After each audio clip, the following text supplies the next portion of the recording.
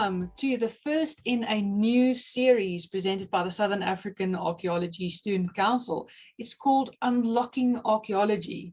So to our students who have participated in the first ever online student development conference, thank you so much for your participation in the conference, which has actually inspired us to start this new Unlocking Archaeology series, which will post video lectures similar to what you've seen in the conference on a regular basis. And we'll continue with a format of including online questionnaires, essays, and even some exciting competitions for you through the remainder of this year. So today with me are my fellow council members, Romeo, who is all the way from India, and Mpumi Maringa, local girl today, and also from home soil, our special guest presenter for today, Kimberleigh Tommy.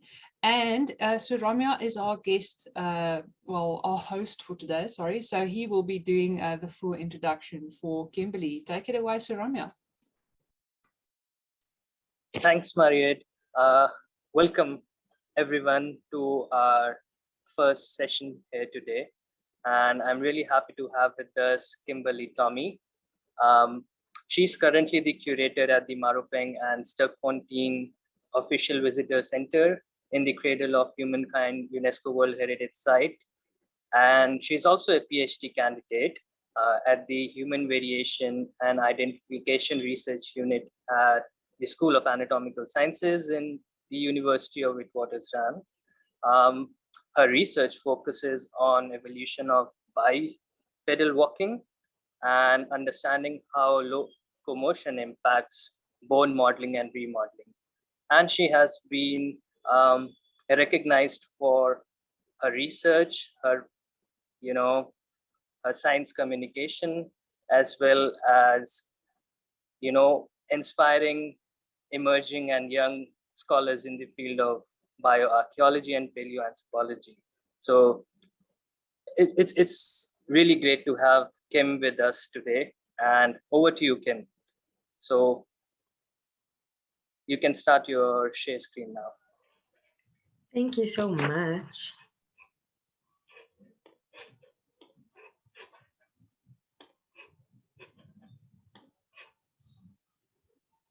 Can everybody see? Are we good? Perfect. Yes, it's working well. Thank you. Thank you so much for the introduction, Ramya. Thank you, Mpumi, for joining, and Mariette for inviting me to do this talk. Ramya is very generous in his bio of me. But yes, my name is Kimberleigh Tommy. I am currently the curator at the Maropeng and Sterkfontein Official Visitor Centers in the UNESCO site of the Cradle of Humankind. I just started that job this year, but also I am a PhD candidate in my final year of my PhD. I could not go without mentioning my amazing supervisors, Professor Lynn Shepard, as well as Dr. Bernard Zipfel and Professor Christian Carlson. So today I'll just be speaking to you guys really briefly about my journey in science. I don't think it is the most conventional, but it has been a fun, a challenging, and a rewarding experience. So currently I hold 3 positions. I am a PhD candidate and I am intensively involved in research. I am also now a curator of a museum, and I have been an active science communicator for the past, I would say, 4 or 5 years. So this is probably the only picture you will ever see of me in the field. I know there are a lot of people who enjoy field work, and I am just not one of them. So I always get asked, how are you a paleontologist? How are you a paleoanthropologist? How are you interested in human evolution if you're not out there finding things? And my answer is always that there are different ways of being a scientist, and that we need to appreciate the contributions by all people in science, whether that be our technicians, fossil preparators, excavators, explorers, as well as lab technicians, everyone plays a really important part in the scientific process. So if you never see me in the field, except for this one picture where I was at Gondolin with Dr. Joe Kibi, who is the curator at the National Museums of Kenya. He's probably the only person who's ever been successful in getting me into the field, and I think even he might have regretted that once he realized I'm pretty clumsy, so it never goes well for me in the field. So just to touch on these different hats that I tend to wear, I am a PhD candidate, and my interest is in the evolution of bipedal walking.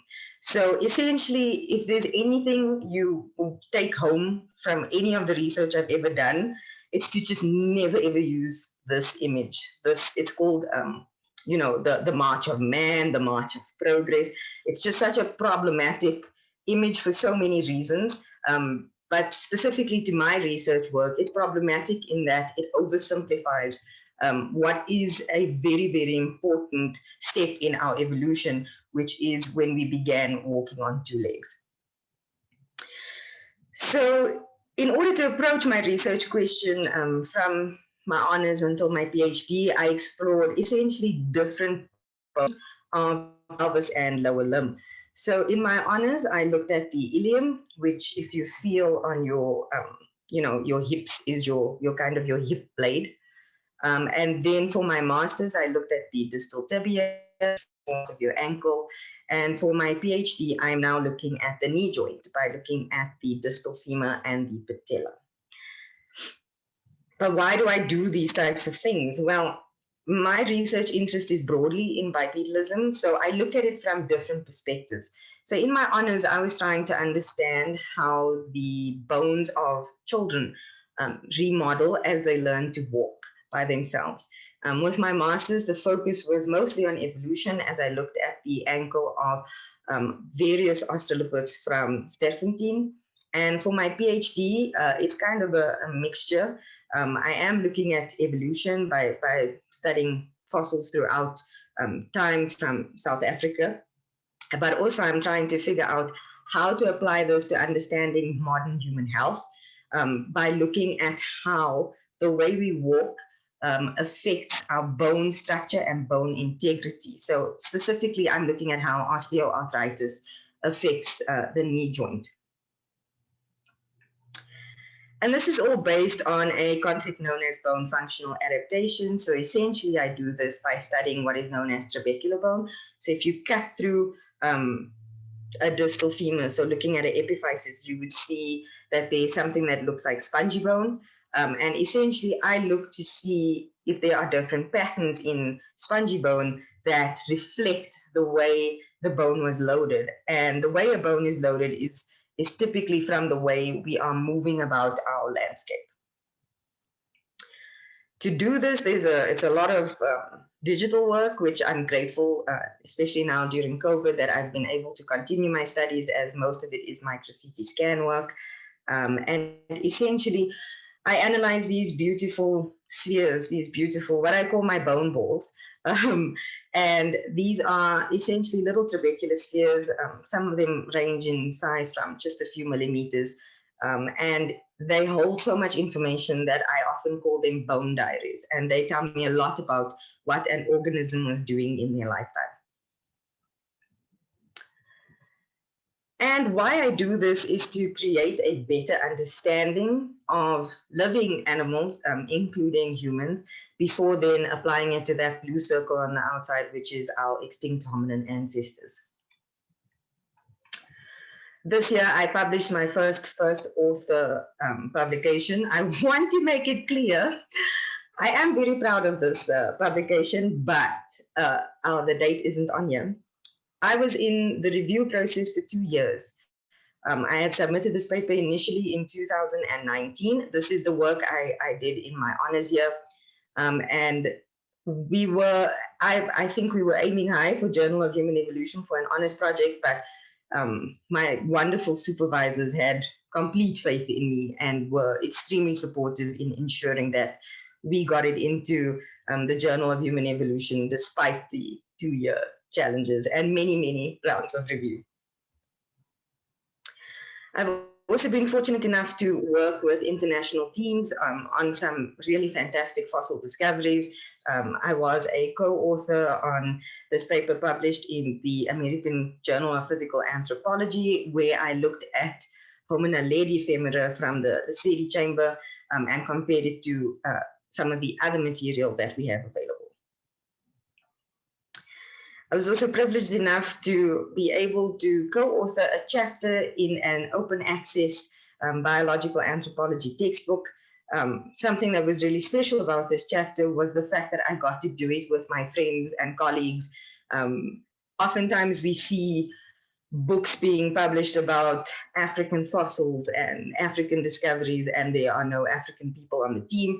And I am very, very fortunate to say that this was a team of mostly South Africans and African researchers that contributed towards understanding this really crucial part of our evolution, where the majority of the fossils are found in Africa. As I mentioned, I'm also a science communicator. I've done a lot of different forms of SciComm. The medium I'm most comfortable with is writing. I loved English when I was in school. I loved creative writing. So this was kind of a way for me to bring two of my passions together. I've been fortunate enough to speak to school children. I've been fortunate enough to participate in lectures hosted by museums such as Titsong. I've done TV interviews with some, and I have done all of this in an effort to bring paleosciences and archaeology to a broader audience. I remember when people ask me, how did I get into this field? I said, I loved Egypt. I loved Egyptology as a child. I loved watching documentaries, but I never saw myself reflected in these spaces. I never heard an accent that was African. I've never seen a person of color in these settings. And so I didn't think that that was a career option until I was in my third year of undergrad, where I met Dr. Job Kibi, who then became my supervisor. He just showed me that this was possible. So one of the driving forces behind all of the communication work I do is to ensure that accessibility and that representation, so that students know, and especially young children know, that this is possible. I've also written for the South African Young Academy of Science, and I have written for the Conversation Africa, as well as I think my crowning glory is having written for the Eons PBS YouTube channel. So they produce a lot of content on evolution. And actually there wasn't African writers. So what I did during my time at Eons and still continue to do as a freelance scriptwriter for them is bringing African stories to the forefront. So I've written about fossil discoveries in Kenya. I've written about how race and the construction of race has impacted research work. So that was one of my goals with Eons, was to really bring to the forefront the importance of Africa in telling the story of evolution, not just human evolution, but evolution in general. And also to highlight African narratives and bring an African perspective to this really acclaimed international YouTube channel. So on average, each of the videos I've produced for Eons have gotten over 1 million views. They are used in classrooms, they are used all over the world, which to me is still something I don't fully accept I've done, but I am extremely proud of. As Romeo mentioned, I've been very kindly acknowledged for my contributions towards science communication, and science accessibility. Last year, I was named one of the Mail and Guardian 200 Young South Africans in Science and Technology, as well as an Inspiring 50 South Africa winner. Last year, I was also named one of the recipients of the L'Oreal UNESCO for Women in Science South African Young National Talents Program, where it is essentially 6 women were selected in my year, 3 PhDs and 3 postdocs, as as being leaders, potential thought leaders, and women leading in their fields of science. Just recently, I was interviewed by Nature, Ecology, and Evolution regarding my perspectives on paleosciences and what I hope the future holds for paleosciences. I will mention also that for these things, for these awards, I'm someone who believes in bringing themselves holistically to science and not having to, pretend to fit the mold of what a scientist is.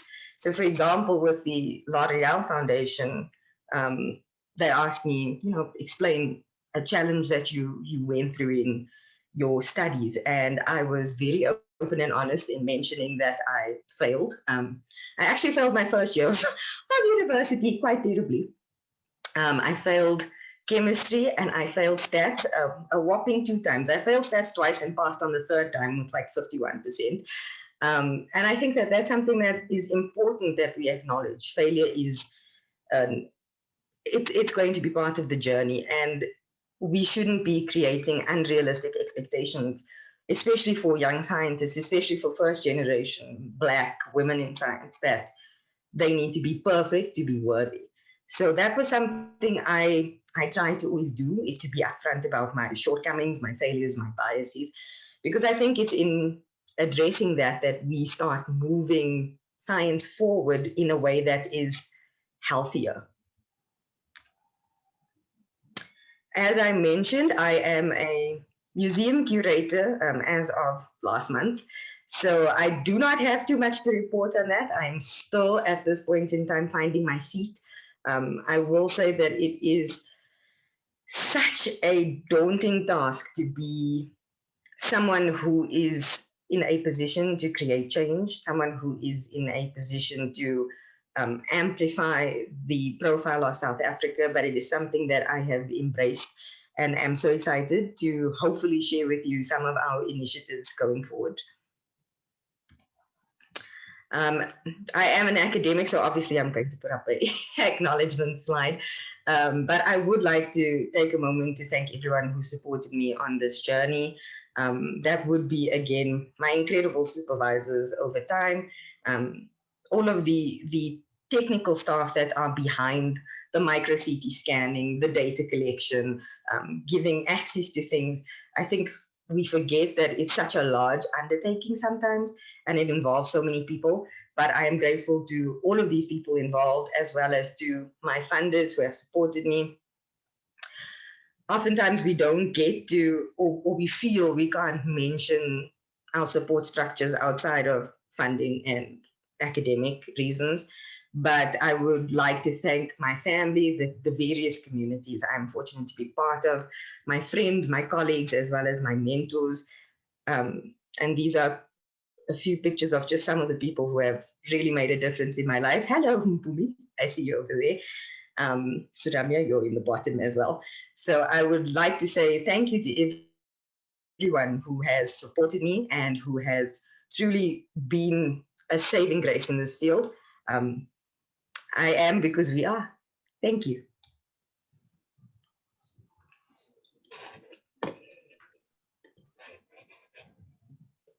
Wow, thank you, Kimberleigh, for that. Where's Sir Romeo? So Romeo, you have to open the questions session for us, please. Thanks, Kit. It was fantastic to learn more about your journey, in the related fields.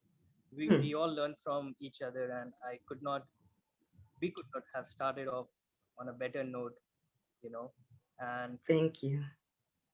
I think we'll start off with some questions, some thoughts. Mariette, Pumi, do you have anything in your mind at the moment? Hi, thanks, Romeo. If I may start with the questions, I'm just, I was just so excited because hearing all the things that Kimberleigh has done and her highlighting all these things, it just made me think like, wow, you did this throughout like your undergrad and your postgrad and you're still going.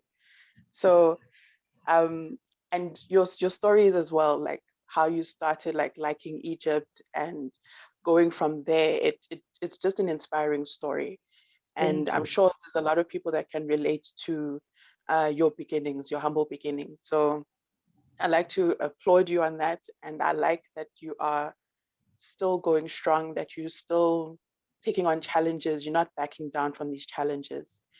And even though I have like some sort of idea about this, about the community that you surround yourself with, but I'd like to ask you, how important is that for you or anybody else in paleoanthropology, paleoarchaeology, just in paleosciences as a whole? Like, how important is it to you to have a community that helps you, a community that's diverse? I think that's the most important thing personally. I think we put a lot of emphasis on, are we going to get funding? Are we going to get, what are the practical things we need to actually get us through this degree, right? But we tend to forget that we are people, because I think a lot of times, a lot of academics tend to do that. You kind of sacrifice who you are and what you need, because we're told and it's reinforced that we should be behaving a certain way, or an academic is a certain type of person. And I think especially when you are I'm a first gen academic. I come from a family of factory workers, of seamstresses. I did not come from an academic background by any means. And when you are navigating this journey and you're a first gen student, you don't have the privilege of being able to ask your parents, or because your parents are learning this with you. I think my mother, funny story, my mother actually got x-rays done on her knee not so long ago. And the proudest moment for her was that she could tell her doctor, my daughter studies the knee, so I want my x-rays so I can show my daughter and she can tell me what's wrong with my knee.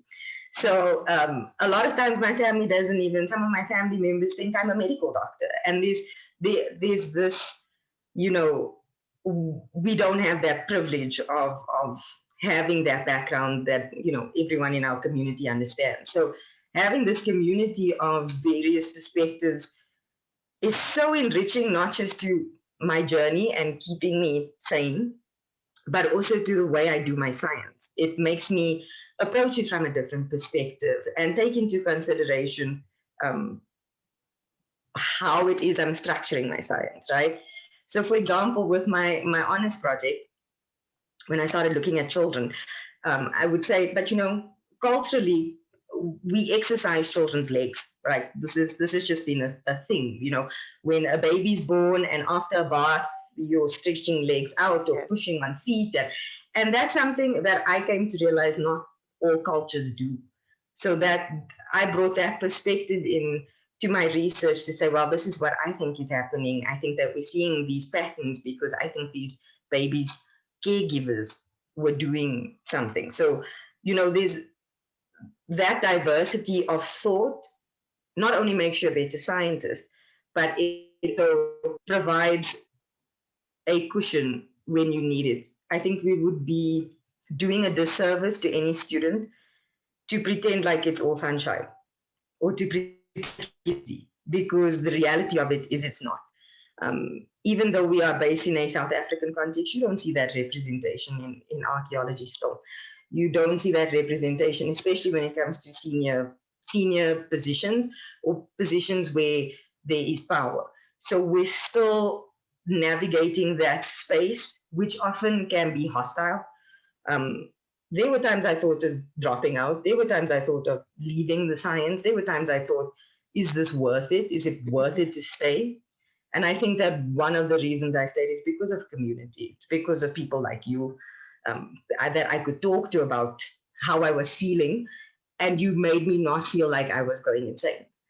You would say, okay, this makes sense, or I've experienced something similar. So having that base is so integral just to your mental health. It can be really taxing. You need that support for your mental health. It's good for you as a scientist when you're carving out your own voice, when you want your perspectives valued and represented. I think that the number one thing you need to think of when you're approaching this as a career is building your community. Definitely. I agree 100% with that, because I'm sure many students, as we see as well as we go through with our postgrad and even undergrad, you lose many students to mental health issues. And it's not something that we can be quiet about anymore. And it's not something that we can just be like, it's taboo. We need to speak more Exactly. on it. We need to speak more on it, make people comfortable, even with failing, because failing is not the end of the world. It shouldn't be described as the end of the world.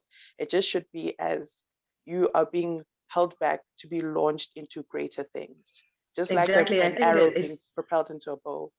definitely, it's not a defining moment. Like people, when I wrote in the L'Oreal grant that I had failed, well, firstly because they would have seen it, they had my transcript, they would have seen that. And my attitude in the beginning, I used to be quite shy to say, oh, I failed before, and I don't want people to know, because then it brings into question who I am as a scientist. Like, can you trust me if I failed?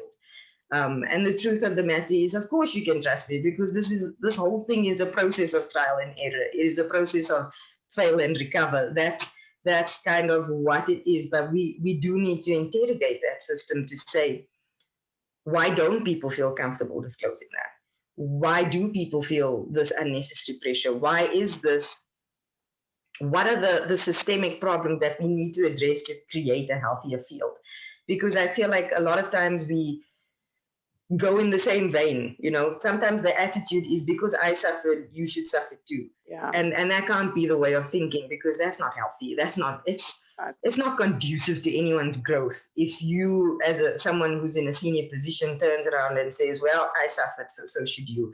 We should be looking at interrogating those reasons why people are suffering, and then trying to dismantle them.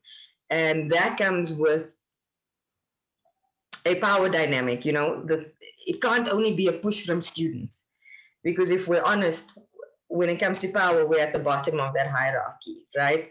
We could be replaced like this. It needs to be then not just a conversation between those with power and those without. It needs to be action on the part of those with power. So we have these discussions. We're having a meeting about decolonizing science. We're having a meeting about transformation. We're having a meeting. It's good to talk, but we need action, and action needs to come from the top. Action needs to be supported and facilitated by the top, and not necessarily there's this issue of amplifying voices versus speaking for people. And that also is such a topic, like it's such a difficult, muddy water to kind of navigate. But we need to realize that we need to allow a space for other voices to speak up and not necessarily speak for them. And in doing so, kind of create a better field. But like I'm saying, that can't be the sole responsibility of students. That has to come with those who wield some form of power. Indeed. Thank you so much, Kim. Thank you. You have touched upon a lot of key themes, importance of right mentorship and support group. Inclusivity and diversity means different to different people. For example, challenge, like confronting challenges and overcoming them in your own ways. There's no fixed rule for anything. It's case by case. So everyone has to, Definitely. find the right kind of motivation around them. I was just thinking, could you also share some other examples, for encouraging science communication? So you mentioned some of the competitions that you have been part of, some of the online video making. So what other examples could you share, for say science communication, public engagement, especially in a virtual time, that are good potentials for students to engage with?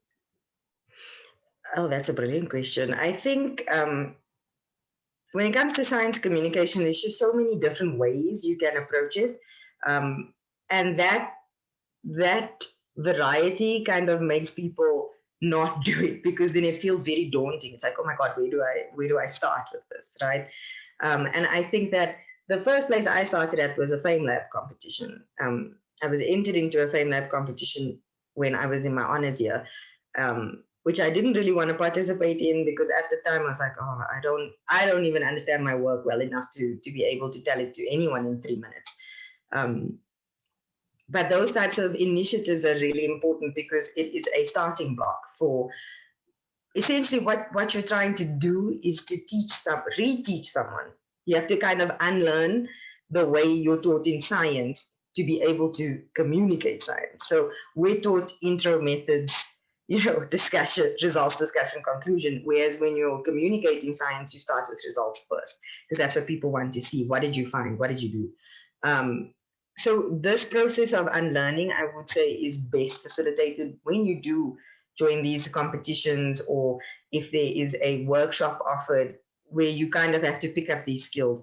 A lot of times, because science communication work goes uncompensated a lot, people think it's not actually a skill, but it is a transferable skill that will definitely help you in your future. So for example, I know I wouldn't be where I am today if I wasn't able to communicate my science effectively. That's why I'm a curator, because that's my entire job now, is to ensure science is communicated. So if you have these opportunities to participate in things like a Fame Lab, or there is skills development being done, a workshop of any kind, I would recommend that. I would also say, build up a social media profile if you are comfortable using social media. There's a wonderful network of people that you can connect with via things like Twitter. That's where I got approached for my nature, ecology, and evolution interview, was actually through Twitter. A lot of my connections, my eons script writing came through Twitter. So there are opportunities available. I think we do need to work on local opportunities as well to start building up student skill set and to create a generation of science communicators. But if you don't have those things available, one of the main things you can do is to start up your own little website or start putting out your own writing. There are spaces. It's just a matter of making sure you get into them. And there's a lot of different ways to do it. There are great YouTube channels people have started, some South African YouTubers. So it depends on what your interest is, but there are ways of facilitating it. And the number one thing, again, centers back to community. I've reached out to people and just asked them for help. How do I do this? How do I get involved in this project? And you'd be surprised at how willing people are to share. I think it's really important, remain grounded and humble and continue working with the resources that we have available locally. So definitely. Yeah, I think that's where innovation comes from, right? When we kind of left with a tiny pot that we have to make a miracle out of, that's when we start really getting innovative, because we're forced to be innovative, right? And I'm not saying that's the way it should stay. We should start investing in these things, but it needs to be that we have to be the solution finders to our own problems, because if we sat back and we waited for it, it might not come. So we have to figure out ways of doing this ourselves and ways of empowering people to do this, because it's a viable career. You don't have to, I want that to be very clear, is you can be a scientist, that's perfectly fine. If it's not your thing anymore, or you want to branch out, you find you are more passionate about community engagement or outreach, you don't need to feel ashamed about that. That is a career as well. You are still a scientist. I always say, when I started at Marpeng, I was asked, oh, are you still going to publish? Are you still going to? And I said, I'm a scientist no matter where I'm based. I'm always going to be a scientist. And we have to, again, dismantle that image of what we're supposed to be, and what we're supposed to do, and what we're supposed to prioritize. Because engaging with the public is often the people who support our research. That's taxpayer money. It's, we have this obligation, whether it's because of money or because you feel it in your heart, you should be trying to give back to your communities. Like, I completely think that, at different stages in academia, we need to, continue learning, unlearning, and relearning, as you Yeah, mentioned. definitely. Because we engage with different people at different stages, and each has different requirement in the way we approach. So yeah, Definitely. these examples are great, to keep like good food for thought at the end of the Yeah, you're right. Like we are constantly in a process. I think we always tend to emphasize learning and we forget how important unlearning is, or, in this process. In being a scientist, we kind of have things drilled into our heads. This is how we need to do it. And we are in a wonderful generation of people who the groundwork was laid before us so that we are now in a space where we can be comfortable being who we are and embracing who we are and challenging old narratives and old perspectives and old ways of doing things. So we are in this really dynamic space and we should make the most of it so that we can start pushing back on the things we want to change and amplifying the things we think should be kept. Cool. Mariette, do you have any other last questions or any other thoughts? Yeah, thanks, Romeo. I don't know if mine is actually a question or a comment because I wrote down so many things. Your presentation was really fascinating and it really speaks to me because I come from a publication background. I worked for 10 years at UNISA Press, which is the university's publication house. And I'm now in a corporate environment. So I'm no longer working in publishing. I'm also not working in archaeology. I'm not working in the field that I studied in, which sometimes it leads to that, what you mentioned earlier, that feeling of, is it worthwhile to stay in the field of archaeology? Is it worthwhile to remain a researcher? You kind of go through a bit of an identity crisis.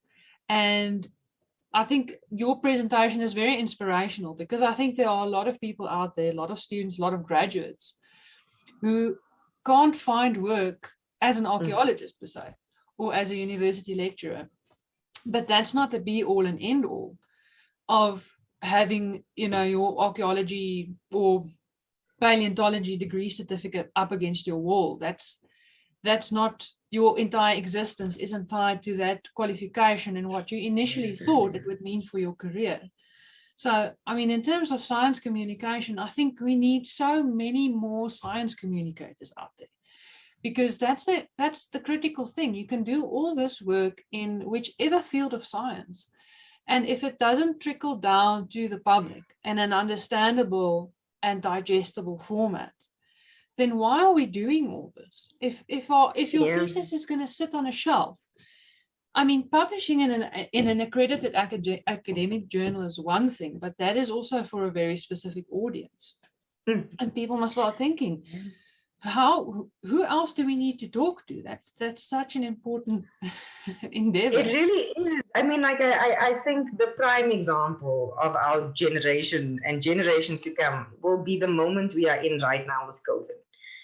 The fact that we have, so much misinformation, the fact that we're struggling with getting the correct information out, the fact that we have so few people who are able to do this, and who are, very prominent in terms of science communication, that just highlights that there's this need. There's a need. There's also this misconception that people in the general public don't care about science.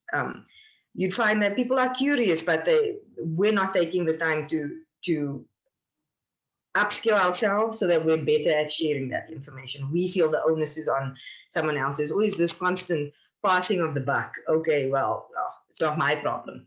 And one thing we should be aiming for is to create informed societies. We should have people have knowledge at the tips of their fingers so that they are able to make decisions that are best for themselves, for their communities, for the nation, for humanity in general. We can't approach things like climate change. We can't approach things like race and racism if we're not engaging all together in this conversation. It's not supposed to be me telling you something. It's supposed to be us conversing about it, us and trying to understand each other. And I think you brought up such a great point about this, the fact that we have, so much misinformation, the fact that we're struggling with getting the correct information out, the fact that if your thesis is going to sit on a shelf, if your thesis is going to sit on a shelf, then why are we doing all this? If your thesis is going to sit on a shelf, then why are we doing all this? And I think you brought up such a great point about like you're almost like in an existential crisis, because you sit and you think to yourself, I've studied so long to do this and now I'm not doing it. And what does that mean for me? Was I not cut out for it? Was I not a good enough archaeologist? You know, why didn't I stay? Why couldn't I stay in this field? But we need to be honest about the state of this field. There aren't that many jobs available. Where there are jobs available, the turnover is literally it sounds mean, but you have to wait for people to die before these things open up. And it's such a pervasive problem in archaeology and paleontology. I mean, I've just started seeing that in the UK, a bunch of universities are now discontinuing their archaeology courses, and it's been quite and dismantling their department. So it is something we need to reckon with, and it's something we need to be honest about, because I feel like then we're leading lambs to the slaughter if you're putting a unrealistic expectation on students, saying if you don't make it as a university lecturer, you're nothing to this field anymore, because it's toxic. And that's something I'm really passionate about. Is we can have I have a paleontology degree that sits on my wall, but it's the skills I acquired in learning about how to do research, how to work with numbers, how to work with this, that actually are very crucial to my employment and to my, ongoing career success. Is we need to snap out of the mindset that as an archaeologist, this is all I can do.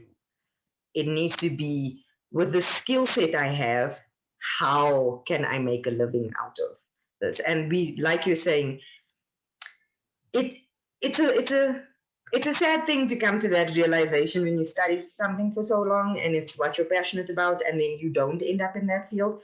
But then that again leads to the conversation of how do we change this field? How do we make this field the best possible so that everyone can still access it? What are we going to do about that? It's such a big question, but the fact that we tease it apart bit by bit, that's what ultimately leads to something being done. So I hope nobody here, none of the students that are watching it, think that if ever one day they don't end up as a lecturer, that they failed. You are an archaeologist. You're still an archaeologist. It doesn't matter what it is you're doing. But you need to also think of yourself. You need to think of your needs and wants. You need to think of your mental health in these spaces. Sometimes spaces are just toxic, and it's better to remove yourself and to find something else that's better for you.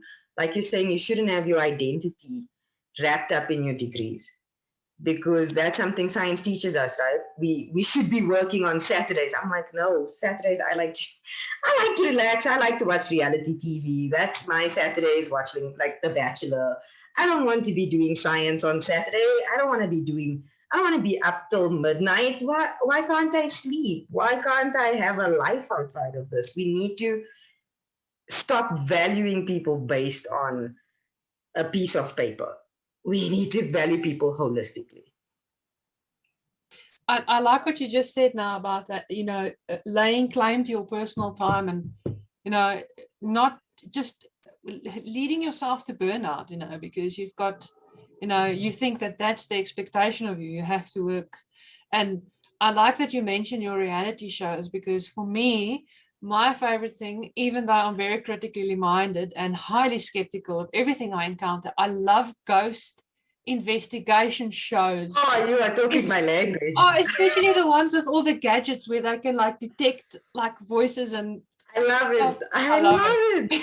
And people will say like, oh, I remember once I had said to a colleague of mine, I was watching Keeping Up with the Kardashians, and he looked at me as if, how dare you? And I said, do you think all day I watch National Geographic? Because no, I love Keeping Up with the Kardashians. I'm not going to pretend I don't have a persona outside of this. There aren't other things that interest me outside of this. And again, it speaks to this image we have, like, you need to read journals for fun. And it's like, no one does. No. Stop saying that. Nobody wants to do that. I haven't looked at my publication since it was published. I've never looked at it again. And it's fine. I think if anything from this talk, I would like people to realize that it's okay to be yourself. It's okay to fail. It's okay to, want different things. It's okay to not work till midnight. It's okay to take a day off. Oh, God forbid you don't work for one day. And that again goes back to these unhealthy ways of thinking that have been ingrained in the system, that you won't succeed unless you are willing to give everything up. I mean, we could talk about moving for postdocs and moving for job opportunities endlessly. The fact that you have to uproot yourself for 12 months, 8 months, live with financial instability until you're 40. I mean, it's not a system that is sustainable, and that needs to be challenged and changed. And having these conversations and being honest with students is where we start to change that. Definitely. Indeed. Self-care is important. It is, girl. It is. I'm not going to pretend that I read journal papers every day, because that would be selling everyone a lie. Thanks, Kim. Thanks, Pumi. Thanks, Mariette, for highlighting some of these important aspects that is around us, but we never kind of touch upon it. And touch being such a sensitive thing, especially in current times, it's important to recognize those around us. Kim, it's been like fantastic, Thank you. Thank you all so much. I just had the best time. Perfect. From my side, Kim, thank you very much as well. To our students out there tuning in, this presentation has been really inspirational, and I hope this is not the last time we see Kimberleigh. I think we're gonna probably invite her back to continue on all of these discussions, because there's a lot of issues that you raised in your presentation today that we can just extrapolate on and just cover on its own. So to our students, keep an eye on this YouTube channel. Please like, comment, and subscribe. Share our videos, share them on social media, get the word out there. This is an organization by students, for students, and remember, your voices, your research, your lives matter as students. Don't forget that. All right, everyone, thank you very much for today, and have a great day further.